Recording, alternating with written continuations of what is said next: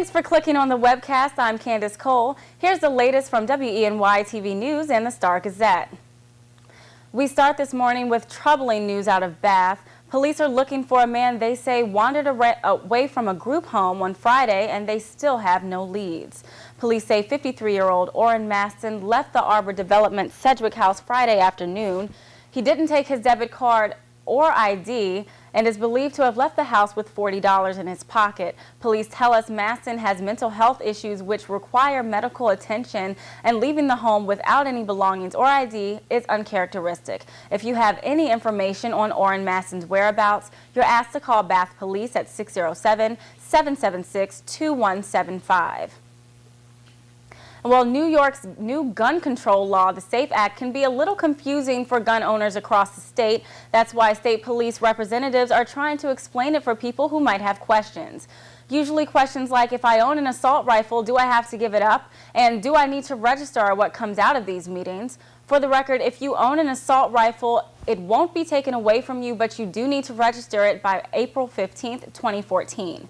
And although state police were there to talk about the SAFE Act, it seemed the majority of the people in the audience came to protest the new law. Now, as a state police member, we didn't have a hand in passing the law. We're not legislators, and it's not our law, but it's going to be incumbent upon us in a lot of ways to enforce the law. So we want the people to know exactly what the law is about. And you can call state police at 1-855-529-4867 or visit www.nysafeact.com with any questions. And Guthrie Healthcare Systems is looking for an experienced nurse. The healthcare provider is hosting a nursing job fair today from 9 to 4. That's at the Elmira Holiday Inn on Water Street. Nurse managers will be on hand to answer any questions, and you can apply for a job online at the event. For more information, go to WENY.com and click on this story. Now here's meteorologist John Hickey with today's forecast. John? Multifaceted weather story today, Candace, and all of you checking this out at home. Some mild temperatures out there to start your morning off, but we have heavy rain and gusty winds also in your forecast, which have prompted some watches from the National Weather Service. It'll be record-breaking today across the tiers as far as your warm temperatures go. Your record high 56 set back in 1950 is a goner.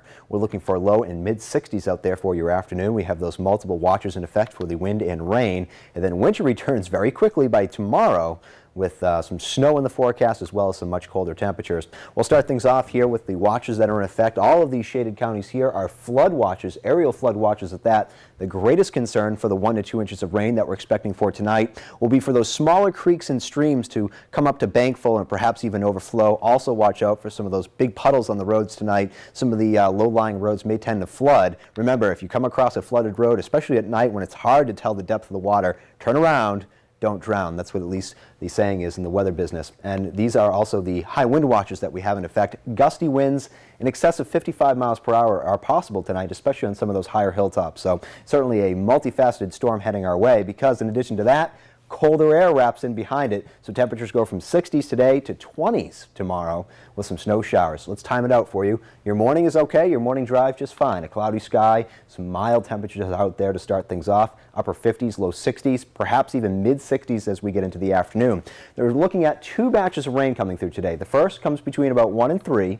We'll see this narrow band of showers come through, a quick quarter of an inch of rain is possible with that, but the heaviest of the rain comes through with a strong cold front slated for later this evening, and that's when we have the greatest chance. We're seeing some thunderstorms, the heaviest of the rain, and some of those gusty winds. We're expecting that 1 to 2 inches of rain to fall in a pretty narrow period of time, and that's why we have those flood watches in effect. Watch as this front disappears, though. Colder northwesterly winds wrap around the backside of the storm, bringing the chance for some scattered snow showers tomorrow, but as we get in towards Friday, a little weak system's going to come on through, kind of enhance some of these snow showers, perhaps becoming a light snow during the day on Friday. That may tend to pile the snow up a little bit, especially in some of those grassy surfaces. So we'll have to watch out for some kind of travel concerns by Friday. Interactive Sky Tracker 7-day forecast. The cold blast of air lasts through the weekend. Perhaps some more light snow chances continuing beyond Puxatawny Phil's forecast on Saturday. That's your forecast. Here's Candace. Thanks, John. For the latest news, weather, and sports, be sure to watch WENY-TV News at 5:30, 6, and 11. And don't forget to pick up your copy of today's Star-Gazette. I'm Candace Cole. Have a great day.